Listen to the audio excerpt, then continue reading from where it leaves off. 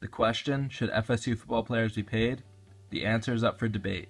As of right now, no player is technically paid for participating in Division I football. The players for the Seminoles and other Division I schools receive scholarships, which many people think is more significant than a salary. According to a February 9th Sports Nation article, there are 67 Seminole players on scholarship for the 2015 season, ranging from quarterback Sean McGuire to long snapper Stephen Gabbard. A full scholarship for these players includes tuition and fees, room and board, and books for the various classes and courses. They also have many perks in their meal plan, including full access to the Fig Dining Hall. This also does not include all of the travel fees, flights, hotels, and apparel that the players receive. By giving the 67 student athletes a full scholarship to play football, it is giving them a chance to earn a degree. Since 2010, there are only 28 Noles in the NFL. So over a 4-year span from 2010 to 2014, only 28 out of around 440 players in the pros. This shows that a very small percentage of one of the best college teams in the nation go pro. So what are the student athletes going to do after college? Their education and degree is the most important thing that they are walking away from school with. David Castillo, a past center for FSU, said, "I made a promise to myself, my family, and Coach Bowden that I would leave FSU with a degree. It's an honor to say I played football at Florida State, but more of an honor to say I graduated from here."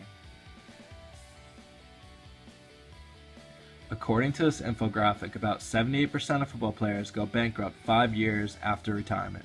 Even great players such as quarterback Dan Marino, who have made multiple millions of dollars, filed for bankruptcy because of a poor investment choice. A 30 for 30 production called Broke featured various NFL players that lost their money shortly after retirement. Sometimes it is not even 100% the player's fault. A lot of athletes on the show said the second they entered the league, there are people they haven't seen in years asking for money. Lamar Odom, a former NBA player, was paying 17 people's rent throughout his career. Although this is a very generous act, it may not be the smartest financial decision. Now think about if we were to give this amount of money to a 21-year-old kid living in a college town. I strongly believe he would both blow through that money just as fast or faster than a 30-year-old NFL veteran. The picture above features Johnny Manziel, who was a Heisman Trophy winner like Jameis Winston. Manziel was known for partying and spending money. Even though his family does have money, that is still a college player that is not being paid to play. Imagine if we were to give the players this amount.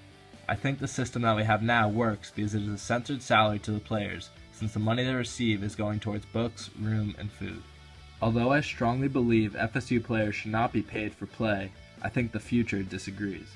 Seeing how college football is growing each year, there are more and more convincing reasons onto why these athletes should receive salary compensation.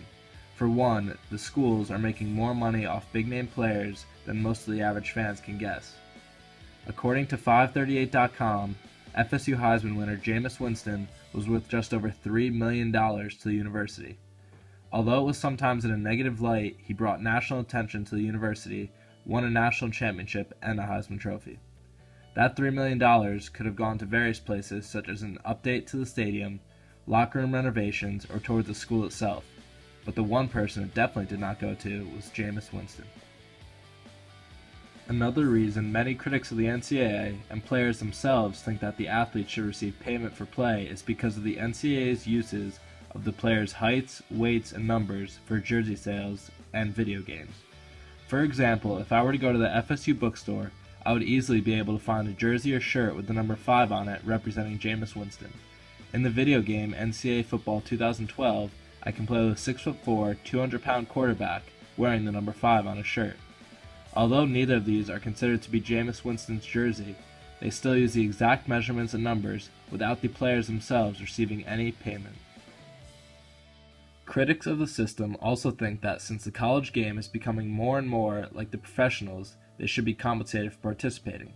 For instance, when Florida State went to the national championship last year, the players took part in press conferences, media days, and multiple off-field events. The players also have to uphold themselves to the same standard, even more of a standard than NFL players. ESPN is always covering stories on what college players are doing right and especially what they're doing wrong. When household college football names such as Johnny Manziel or Jameis Winston make one wrong mistake, the media is on it very quickly.